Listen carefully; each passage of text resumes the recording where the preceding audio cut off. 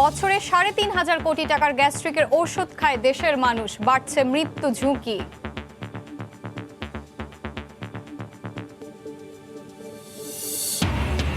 কোটি কোটি টাকা তৃতীয় দেশের মাধ্যমে কানাডায় পাঠিয়েছে পিকে হালদার। বৈধ করতে গড়েছেন আন্তর্জাতিক এনজিও বাড়ি, টাকা ফেরত আনা সম্ভব বলছে দুদক।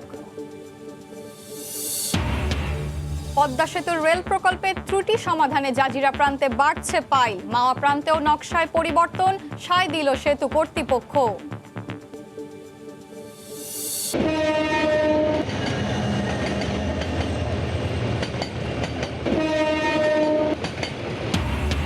ক্ষিপ্রগতির ট্রেনকে তোয়াক্কা না করেই ঝুঁকি নিয়ে পারাপার। রাজধানীতে 1 মাসে কাটা পড়ে অন্তত 20 জনের মৃত্যু, অসচেতনতাই দায়ী।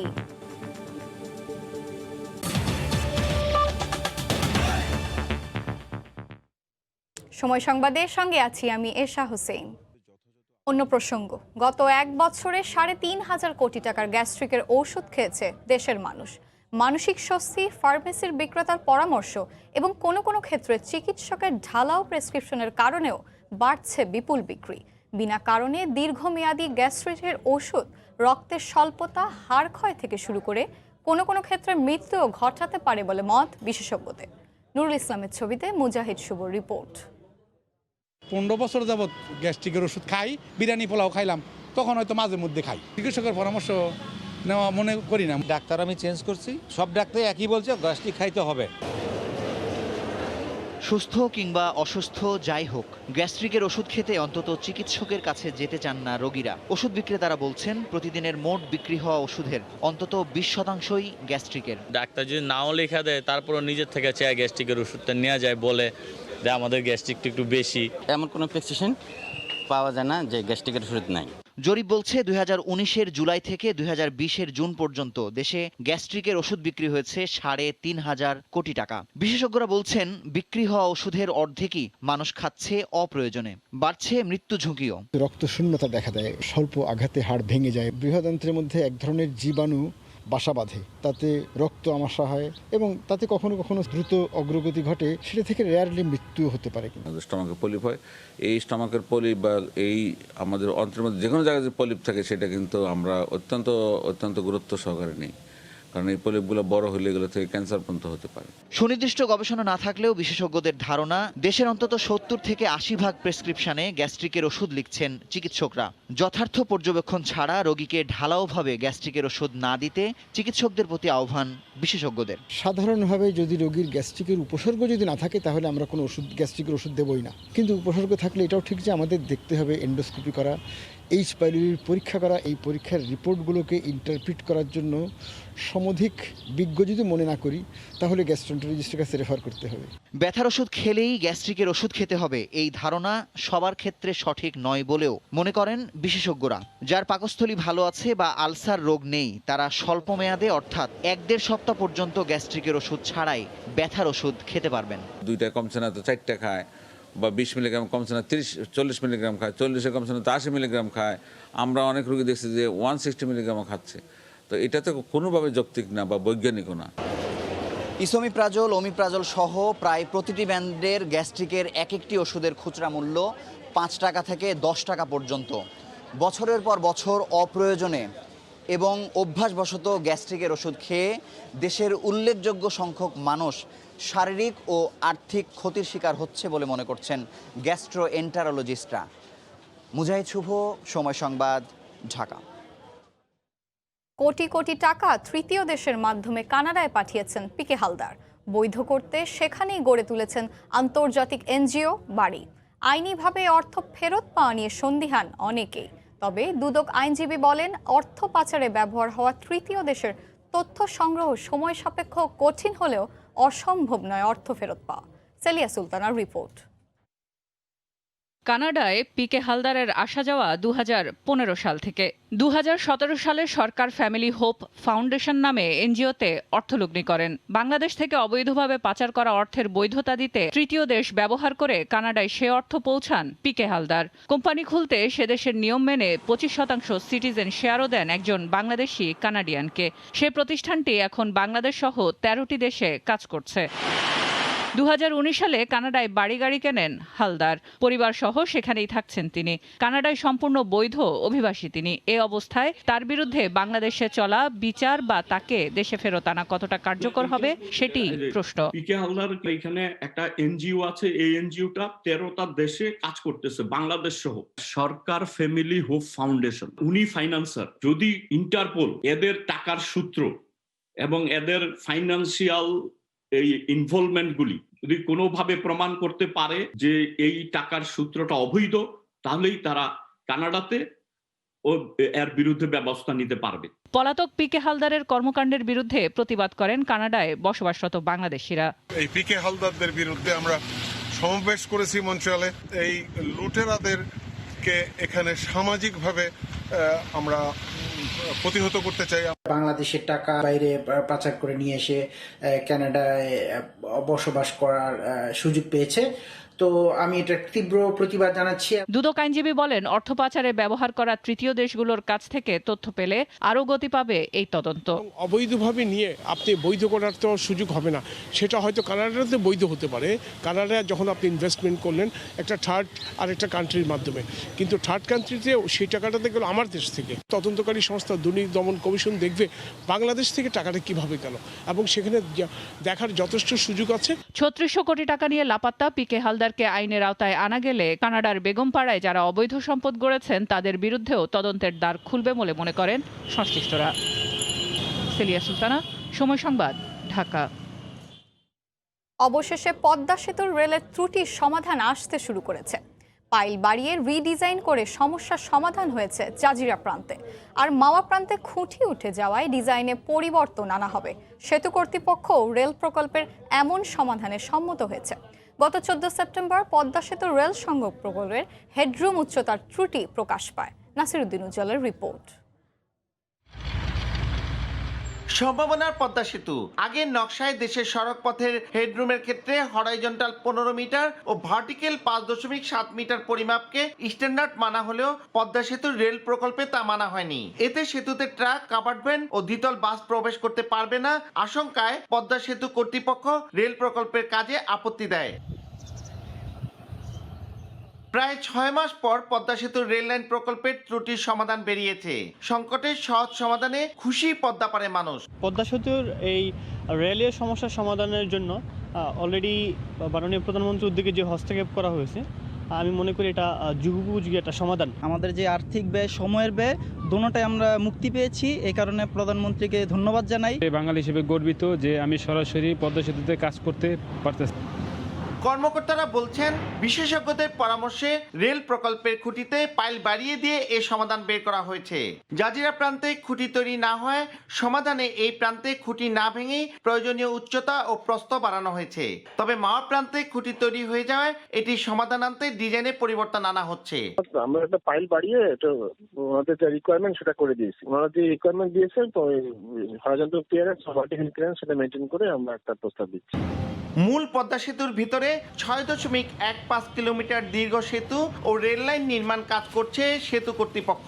এর বাইরে সেতুর দুই পারে সংযোগ সড়কে ওঠানামার ক্ষেত্রে এই ত্রুটি দেখা দিয়েছিল।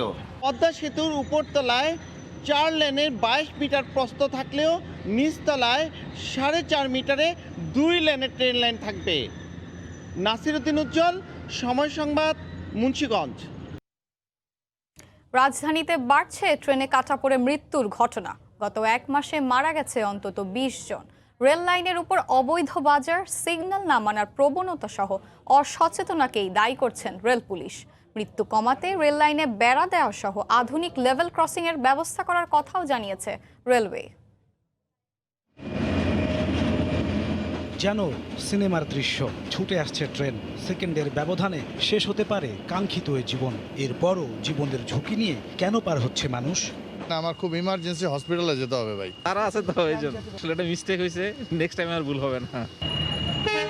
অথচ আরো 5 মিনিট আগেই ট্রেন আসার সিগন্যাল দিয়েছে কারওয়ান বাজার লেভেল ক্রসিং, তবুও যেন থামতে চায় না কেউ। কমলাপুর থেকে টঙ্গী পর্যন্ত মাত্র 22 কিলোমিটার রেলপথে এমন ক্রসিং আছে 27টি, যার প্রতিটিরই অবস্থা একই রকম। কাটা আছে, এই কাটা দিয়ে যত গাড়ি আছে সব রং সাইড দিয়ে ঢুকে। সিগন্যাল মানে না, আর এই চিপা চাপা দিয়া ওই ঢুকাই দেবে। গেট পালাইয়া দেওয়া সত্ত্বেও মানে জোরপূর্বক গাড়ি ঢুকে পড়ে ভিতরে। শুধু কি তাই, রেল লাইনের উপরেই গড়ে উঠেছে অবৈধ মাছের বাজার। রাজধানীতে এমন বাজার রয়েছে 10 থেকে 12টি। ক্রেতা বিক্রেতার হাক ডাকে মুখর এই বাজারে ট্রেন আসলে শুরু হয় ছুটাছুটি। সময়ের একটু হেরফেরে মাঝে মধ্যে ঘটছে মৃত্যু। বাজারে মানুষ আসতেছে যাইতেছে, অ্যাক্সিডেন্ট হচ্ছে। কেউ তাড়াহুড়া করেও ব্যস্ততার মাঝেও দেখা যায় দুর্ঘটনার ভিতরে পড়ে গেল। অহেতুক রেল লাইনের উপর মানুষের ঘোরাফেরা, মোবাইলে কথা বলতে বলতে লাইন পারাপার, সিগন্যাল অমান্য করে গাড়ি চালানো সহ অসচেতনতাকে দায়ী করছেন রেল পুলিশ। রেল লাইনের পাশে রাস্তা থাকা সত্ত্বেও সে রেল লাইন দিয়ে হাঁটছে, কানে হেডফোন দিচ্ছে, সেলফি তুলছে, তারপরে যে দোকান চা খেতে খেতে চলে আসতেছে। রেল কর্মকর্তারা বলছেন শুধুমাত্র অসচেতনতার কারণেই বাড়ছে দুর্ঘটনা। রেল লাইনগুলোকে এবং লেভেল ক্রসিংগুলোকে প্রোটেকশন করার জন্য ব্যবস্থা গ্রহণ করা হচ্ছে। ধীরে ধীরে এগুলা আস্তে আস্তে আপনার সম্পূর্ণ ব্যারিয়ারের আওতায় চলে আসবে। সারা দেশে 2500-এরও বেশি লেভেল ক্রসিং এর মধ্যে প্রায় 1500-ই অবৈধ। নাজমুস সালেহী, সময় সংবাদ, ঢাকা।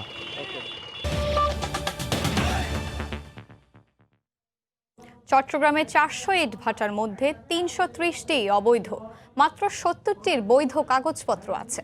পরিবেশ ও জীববৈচিত্র্য সংরক্ষণে ইটভাটা নিয়ন্ত্রণ আইন থাকলেও তোয়াক্কা করছেন না কোনো মালিক। ধ্বংস করা হচ্ছে ফসলি জমি, কাঠ পুড়িয়ে উজাড় করা হচ্ছে বন। অবশেষে হাইকোর্টের এক আদেশে শুরু হয় ইটভাটা উচ্ছেদ অভিযান। শফিকুল আলমের রিপোর্ট। ইটভাটার চিমনির ধোঁয়া মানব স্বাস্থ্যের জন্য ক্ষতিকর, তাই ইটভাটা নিয়ন্ত্রণ আইনে বলা আছে বসতির 1 কিলোমিটারের মধ্যে কোনো ইটভাটা নির্মাণ করা যাবে না। অথচ নিয়মনীতির তোয়াক্কা না করে রাউজানে বসতি ও স্কুলের 100 মিটারের মধ্যে নির্মাণ করা হয়েছে ইটভাটা। তোয়াক্কা করেনি মসজিদকেও। এসব অনিয়মের বিরুদ্ধে নানা সংস্থা বাধা দিলেও আমলে নেয়নি প্রশাসন। তবে হাইকোর্টের এক রিট আদেশে ঘুম ভাঙে পরিবেশ অধিদপ্তরের। কোনো রিট মামলা পেন্ডিং নেই ইটভাটা সংক্রান্ত, এবং এখানে নতুন অর্ডার হচ্ছে যে ইটভাটার বিরুদ্ধে যে বন্ধ করে দেওয়ার বিষয়ে, সেই জন্য এগুলো চলতেছে। উত্তর ও দক্ষিণ চট্টগ্রামে গড়ে তোলা হয়েছে 330টিরও বেশি অবৈধ ইটভাটা, যাদের পরিবেশের কোনো ছাড়পত্র নেই। কৃষিজমি থেকে 1 কিলোমিটার, টিলা ও বনাঞ্চল থেকে 2 কিলোমিটারের মধ্যে ইটভাটা আইনে বাধা, কিন্তু মানছে না কেউ। কাঠ পুড়িয়ে উজাড় করা হচ্ছে বনাঞ্চল। পরিবেশ মন্ত্রণালয়ের যে নির্দেশনা আছে যে 2025 সালের পরে সরকারি কোনো কাজে আর ইট ব্যবহার করা হবে না এবং ব্লকের দিকে চলে যেতে হবে, এবং ব্লককে আমরা এখন বেশি উৎসাহিত করছি। সীমাবদ্ধতার কারণে অভিযান চালাতে না পারলেও জনবল বাড়িয়ে আদালতের আদেশের পর নতুন করে আবার শুরু হয়েছে অভিযান। লাইসেন্স নেই, তার পরিবেশগত ছাড়পত্র নেই, তারপর বনাঞ্চল কেটে উজাড় করে তারা আপনার এখানে ইটভাটা করেছে, যার ফলে আমরা এই ইটভাটাগুলোকে অবৈধ জেনেই আমরা এগুলো উচ্ছেদ করছি। নরওয়ে ভিত্তিক এক গবেষণায় দেখা যায় ইটভাটায় বছরে 20 লাখ টন কাঠ পোড়ানো হয়, আর বছরে জমি হারাচ্ছে 1%, যার 17% ইটভাটার কারণে। আর বায়ু দূষণের জন্য ইটভাটাকে 58% দায়ী করা হয়। শফিকুল আলম, সময় সংবাদ, চট্টগ্রাম। রাজধানীর পাইকারি বাজারে 50 থেকে 200 টাকা পর্যন্ত বেড়েছে ছোট বড় মাছের দাম। সরবরাহ বেশি থাকলেও ক্রেতা সংকটে দাম পড়ে যাচ্ছে বলে জানান বিক্রেতারা। তবে সরবরাহ কম থাকায় দাম চড়া ইলিশের। সোয়ারিঘাট ঘুরে এসে কাজল আব্দুল্লাহর রিপোর্ট। বুড়িগঙ্গা পাড়ের সোয়ারিঘাট ঐতিহ্যবাহী আড়তে ক্রেতা বিক্রেতার সমাগমে আগের মতো নেই জৌলুস। এ বাজারে মাছ আসে চাঁদপুর, বরিশাল, ভোলা ও হাতিয়া অঞ্চল থেকে। সরবরাহ তুলনামূলক বেশি থাকলেও ক্রেতা সংকট চরমে বলে জানান বিক্রেতারা। বাজারে পাঙ্গাস 120, রুই 150 থেকে 250, কাতলা 220, চিতল 500, বড় সাইজের বোয়াল ও আইর বিক্রি হচ্ছে 450 থেকে 600 টাকায়। দাম কমেছে কেজিতে 100 থেকে 200 টাকা পর্যন্ত। রুই মাছ 2.5 কেজি 3 কেজি ওজনের বিক্রি হইতেছে 250-300। কাতল মাছ 3.5 কেজিটা 300 250। মাছ কম, আমদানি কম, মাছের বাজার ভালো না, বেচতে পারে না। এদিকে কেজিতে 1 থেকে 150 টাকা বেড়েছে ইলিশের দাম। সরবরাহ সংকটের কথা জানান পাইকার ও ক্রেতারা। ইলিশ বেচতেছি 850, 800, 750। আগে এগুলা 800 ছিল, আজকে অনেক চড়া, কেজিতে 50-100 টাকা বাড়ছে। শুক্রবারে আয়েশি ক্রেতারা বড় মাছের দোকানে ভিড় করলেও ছোট মাছ কেনাতেও কমতি নেই। সরবরাহ বেশি থাকায় 50 থেকে 100 টাকা পর্যন্ত কমে 5 মিশালি মাছ 400 থেকে 550, টাকি পুঁটি 100 টাকা, কই 120 টাকা, শিং মাছ বিক্রি হচ্ছে 250 থেকে 400 টাকায়। এখন মাছের দাম নাই, দাম কম, ঠিক আছে, মাছের বাজার পাইতেছি না আগের মতো, দাম কম, কিন্তু ওদিক দিয়ে বেশি দিয়া আর এখানে ব্যস্ত কম দিয়া। বাজার ভাই আগের মতন একটু ভালো না, কারণ অর্থনীতি নাই তো, এর বাজার মাছের দাম একটু কম। যেমন যে মাছ চাপলা মাছ বেচতাম 200 টাকা কেজি, অনেক বেচন লাগে 100 টাকা কেজি। শীতে খাল বিল ও নদীর পানি কমে আসায় ধীরে ধীরে কমবে মাছের সরবরাহ, দামও বাড়বে বলে জানান ব্যবসায়ীরা। কাজল আব্দুল্লাহ, সময় সংবাদ, ঢাকা। টাঙ্গাইলে বৈজ্ঞানিক পদ্ধতিতে সরিষা ক্ষেতে মৌবাক্স স্থাপন করে মধু সংগ্রহ দিন দিন বাড়ছে। করোনার কারণে অন্যান্য বছরের তুলনায় মধুর চাহিদা বাড়ায় খুশি চাষিরা। মধু চাষে কৃষকদের আগ্রহী করতে বিনামূল্যে উন্নত মানের মৌবাক্স বিতরণ করা হচ্ছে বলে জানান জেলা কৃষি কর্মকর্তা। টাঙ্গাইল থেকে কাদিক তালুদারের তথ্য ও রাশেদ খানের ছবি নিয়ে রিপোর্ট। টাঙ্গাইলের বিস্তীর্ণ এলাকার কৃষি জমিতে সরিষা ফুলের সমারোহ, মাঠের পর মাঠ জুড়ে আছে হলুদের অপরূপ দৃশ্য। জেলার বাসাইলে সরিষার ক্ষেত জুড়ে শত শত বাক্স বসিয়ে সংগ্রহ করা হচ্ছে মধু। কালিহাতী, ভুয়াপুর ও নাগরপুর সহ বিভিন্ন উপজেলায় মৌ চাষ পদ্ধতি ক্রমেই বৃদ্ধি পাচ্ছে। একটা সময় স্থানীয় কৃষকরা মৌবাক্স স্থাপনে সরিষা ক্ষতি হওয়ার আশঙ্কা করলেও কৃষি সম্প্রসারণ অধিদপ্তরের পরামর্শে এখন তাদের ভুল ধারণা পাল্টে গেছে। 5-7 লক্ষ টাকা বিক্রি হয়, খরচ হয় 3-4 লাখ টাকা। আমাদের যদি কোম্পানিতে আমাদের দেশে বেশি মধু, আমাদের মধু কিনে বেশি প্রাণ কোম্পানি, কোম্পানিগুলো যদি আমাদের মধু যদি সেল এবং বেশি যদি রেট দেয়, তা সেসব আমাদের ব্যবসাটা খুব ভালো চলে। স্থানীয় কৃষকরা জানান মৌবাক্স স্থাপনে সরিষার ফলন ভালো হচ্ছে, তাদের কোনো বাধা দেওয়া হচ্ছে না। ক্ষেতটা আমার, আমি এদেরকে বসতে দেই এই ভালোর জন্যই, সরিষার ফলন ভালো হয়। জেলা কৃষি কর্মকর্তা জানিয়েছেন, গতবারের তুলনায় এবছর সরিষার আবাদ 10% বৃদ্ধি পেয়েছে।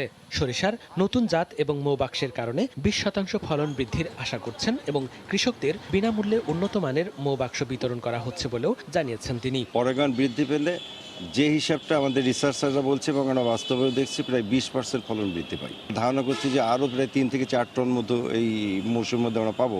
টাঙ্গাইলের 12টি উপজেলায় গত বছর 45,000 হেক্টর জমিতে সরিষার আবাদ হয়েছিল। এবছর 10% সরিষার চাষ বৃদ্ধি পেয়েছে। নতুন জাত ও মৌবাক্স স্থাপনের কারণে এবছর 20% ফলন বৃদ্ধি হবে।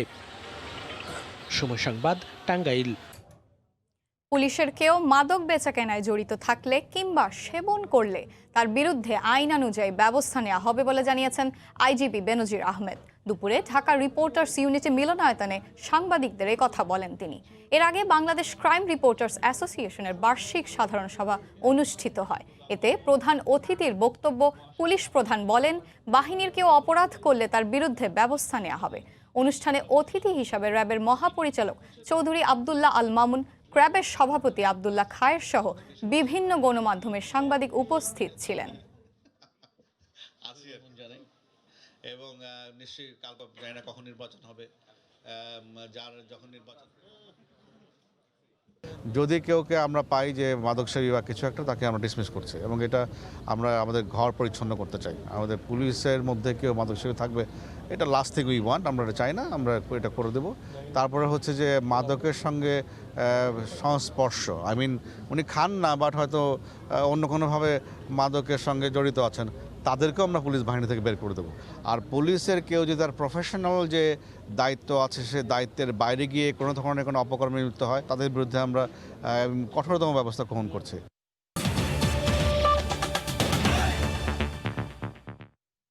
সাপ্তাহিক ছুটির দিন হওয়ায় সিলেটের পর্যটন স্পট লাক্কাতুরা চা বাগানে ভিড় করেছেন দর্শনার্থীরা। এই মুহূর্তে আছেন সেখানে রিপোর্টার ইকরামুল কবির। সরাসরি চলে যাচ্ছি তার কাছে। ইকরামুল। ধন্যবাদ এরশাদ। সিলেটকে প্রকৃতির কন্যা বলা হয়ে থাকে। সিলেটের যে কয়টি জেলা রয়েছে, সিলেট বিভাগের 4টি জেলা রয়েছে, প্রত্যেকটি জেলায় কিন্তু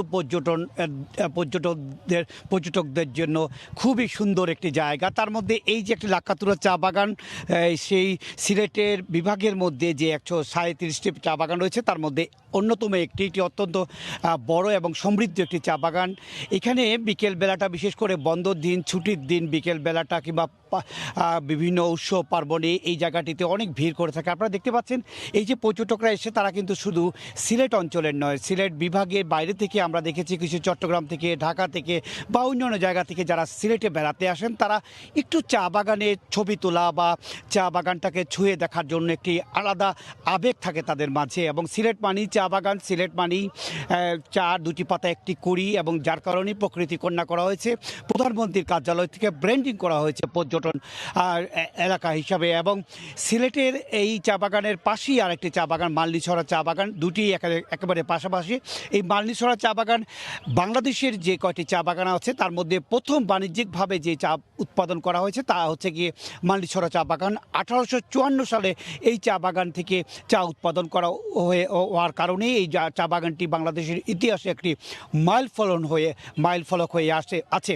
এই চা বাগানকে দেখার জন্য এবং শহর থেকে একেবারে 5 কিলোমিটারের মধ্যেখানে এই লাক্কাতুরা চা বাগান, যার কারণে যারাই সিলেটে বেড়াতে আসেন শহরের আশেপাশে এলাকার সৌন্দর্য এলাকাগুলো উপভোগ করার জন্য আসে, তারা অন্তত একটি সময় বিকেলে একটি সময় এই চা বাগানগুলোতে ঘুরে যান। এবং লাক্কাতুরা চা বাগান অন্যান্য চা বাগানের প্রবেশের ক্ষেত্রে কিছুটা বিধিনিষেধ রয়েছে, বাধ্যবাধকতা রয়েছে, কিন্তু এই লাক্কাতুরা চা বাগানের এই অংশটিতে পর্যটকদের বেড়ানোর জন্য উন্মুক্ত করে দেওয়া হয়েছে। এবং বিভিন্ন পর্যটকরা বিভিন্ন জায়গা থেকে বেড়াতে এসে উপভোগ করে ছবি তুলে, সেলফি তুলে, এবং যে আত্মীয় পরিজন নিয়ে আসে, স্বজনদের নিয়ে আসে, শিশু নারী পুরুষ সবাই মিলে কিছু সময় উপভোগ করে যায়। এবং বিকেলটি আনন্দ কোনো একটি পরিবেশের মধ্যে গিয়ে এখানে পাশেই কিছু কিছু ছোট ছোট দোকান রয়েছে, বিভিন্ন ফুচকা চটপটির দোকান রয়েছে, সেখানে বিকেলে নাস্তাটি সেরে এই এলাকা থেকে তারা ত্যাগ করে থাকে। সব কিছু মিলে বলা যায় অত্যন্ত মনোরম এবং অপার সৌন্দর্যময় একটি জায়গা এই লাক্কাতুরা চা বাগান। এই বাগানে এলে সবার মন উজাড় হয়ে যায়, একেবারে আবেগে ভরপুর হয়ে যায়। এ ছিল সিলেটের লাক্কাতুরা চা বাগান এলাকা থেকে সর্বশেষ। সিলেটের পর্যটন স্পট থেকে দর্শনার্থীদের বিচরণের খবরাখবর জানাচ্ছিলেন সহকর্মী ইকরামুল কবির।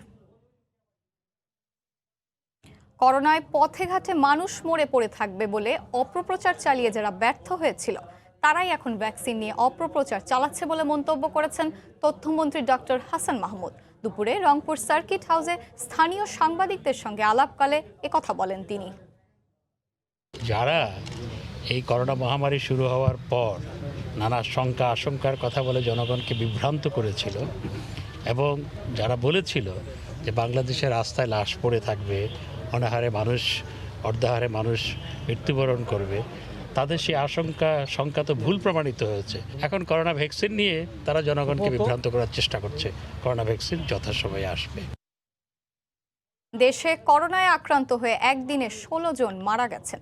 এ নিয়ে মৃতের সংখ্যা বেড়ে দাঁড়ালো 7,734 জনে। বৃহস্পতিবার স্বাস্থ্য অধিদপ্তরের পাঠানো তথ্য মতে 24 ঘন্টায় নতুন করে 785 জনের দেহে শনাক্ত হয়েছে কোভিড-19। এ নিয়ে দেশে মোট শনাক্তের সংখ্যা 5,20,690 জন। এছাড়া 24 ঘন্টায় কোভিড-19 নমুনা পরীক্ষা করা হয়েছে 13,681 জনের। এ পর্যন্ত মোট নমুনা পরীক্ষা হয়েছে 33,31,491 জনের। 24 ঘন্টায় সুস্থ হয়েছেন 833 জন। এ পর্যন্ত সুস্থ হয়েছেন 4,65,279 জন। যুক্তরাষ্ট্রে ভয়াবহ আকার ধারণ করেছে মহামারী করোনা। একদিনে দেশটিতে সর্বোচ্চ সংক্রমণ ও মৃত্যুর রেকর্ড হয়েছে। রেকর্ড 2,70,000-এরও বেশি মানুষ আক্রান্তের পাশাপাশি মারা গেছেন 4,100-এরও উপরে। এদিকে করোনার প্রকোপ বাড়ায় জাপানে 1 মাসের জরুরি অবস্থা জারি করেছে কর্তৃপক্ষ। কঠোর লকডাউন দেওয়া হয়েছে চীনের উত্তরাঞ্চলেও। করোনার উৎপত্তিস্থল সেই চীনে আবারও করোনার অস্তিত্ব মিলেছে। এবার উত্তরাঞ্চলের শহর শিজিয়াংঝুংয়ে 100 মানুষের শরীরে করোনা শনাক্ত হয়েছে। সঙ্গে সঙ্গে লকডাউন ঘোষণা করেছে কর্তৃপক্ষ। প্রায় 1,10,00,000 মানুষের শহরটিতে বন্ধ করে দেওয়া হচ্ছে শিক্ষা প্রতিষ্ঠান। এদিকে জাপানে করোনা সংক্রমণ ঠেকাতে রাজধানী টোকিও সহ আশপাশের আরও কয়েকটি শহরে 1 মাসের জরুরি অবস্থা জারি করেছে কর্তৃপক্ষ। শহরগুলিতে 8 জানুয়ারি থেকে 8 ফেব্রুয়ারি পর্যন্ত জারি থাকবে জরুরি অবস্থা। দেশটিতে প্রতিদিন 7,000-এর বেশি মানুষ করোনায় আক্রান্ত হওয়ায় এ ঘোষণা দিল জাপান সরকার। পরিস্থিতি সবার জন্য উদ্বেগের। কয়েকদিন ধরেই আক্রান্তের সংখ্যা বাড়ছে। ভাইরাসটিকে প্রতিহত করতেই এই ব্যবস্থা নেওয়া হয়েছে। সবাই সহযোগিতা করলেই আমরা একে মোকাবিলা করতে পারবো।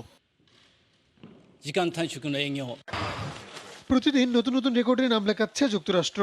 একদিকে প্রেসিডেন্ট ট্রাম্পের বিতর্কিত কর্মকাণ্ড, অন্যদিকে মহামারী করোনা, দুটোই যেন সমানতালে ছুটছে দেশটিতে। গণহারে টিকা দেওয়ার পরও যুক্তরাষ্ট্রে বেড়ে চলেছে করোনা দাপট। বৃহস্পতিবার একদিনে শনাক্ত হয়েছে রেকর্ড 2,70,000-এর বেশি মানুষ। দেশটিতে করোনা তাণ্ডব শুরুর পর একদিনে 4,100-এর উপরে মানুষ মারা গেছে। জানুয়ারি জুড়ে পরিস্থিতি আরো খারাপ আকার ধারণ করবে বলে মত বিশেষজ্ঞদের। বড়দিনের পর থেকে এখানে বাড়ছে করোনার সংক্রমণ। আমাদের হাসপাতালেও প্রচুর রোগী আসছে। জরুরি ইউনিটগুলো একদিনও ফাঁকা থাকছে না। যুক্তরাষ্ট্রের পর যুক্তরাজ্যেও একদিনে রেকর্ড আক্রান্ত হয়েছে।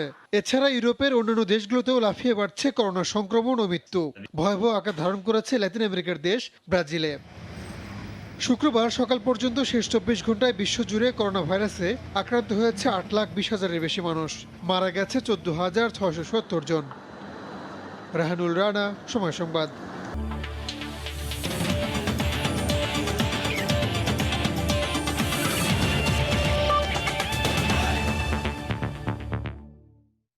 উইন্ডিজ সফরকে সামনে রেখে করোনা পরীক্ষায় প্রথম ধাপের ক্রিকেটারদের সবার ফলাফল নেগেটিভ এসেছে।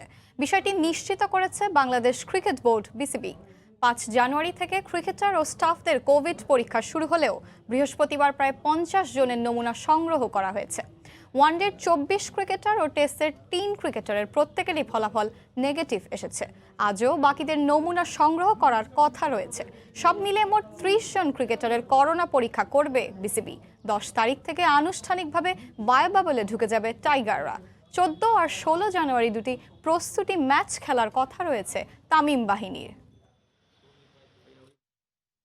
এদিকে করোনা পরীক্ষায় বাংলাদেশের সবার কোভিড নেগেটিভ আসলেও স্বস্তিতে নেই ক্যারিবিয়ান শিবির। কারণ প্রথম ধাপে করা পরীক্ষায় পজিটিভ এসেছে দলটির পেসার রোমিও শেফার্ডের।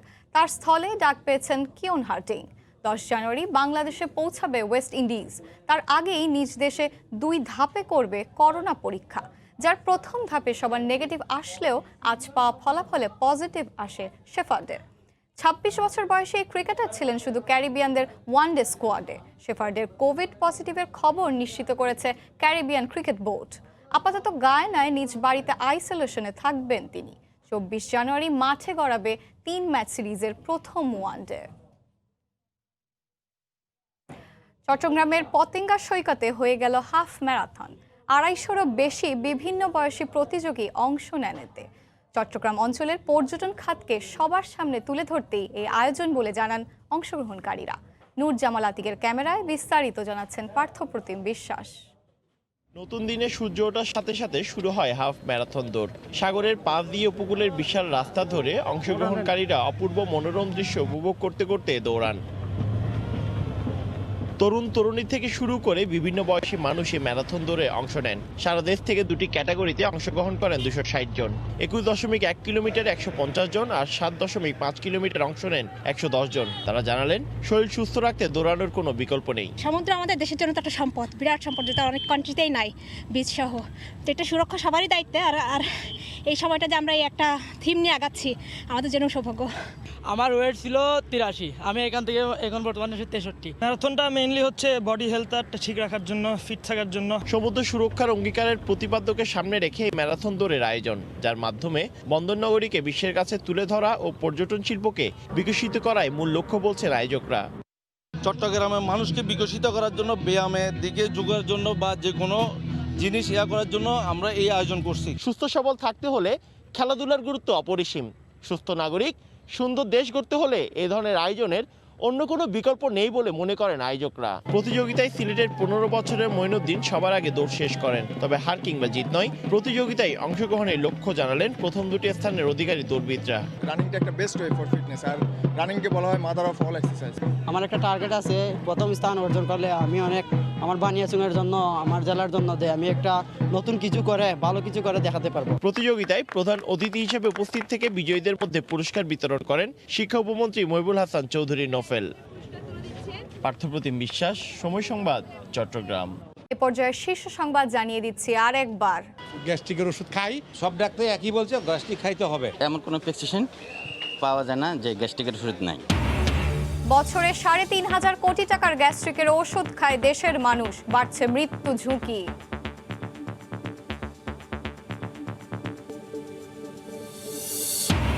এবং কোটি কোটি টাকা তৃতীয় দেশের মাধ্যমে কানাডায় পাঠিয়েছে পিকে হালদার। বৈধ করতে গড়েছেন আন্তর্জাতিক এনজিও বাড়ি, টাকা ফেরত আনা সম্ভব বলছে দুদক। এই ছিল এখনকার মতো, সঙ্গে থাকুন সময়ের।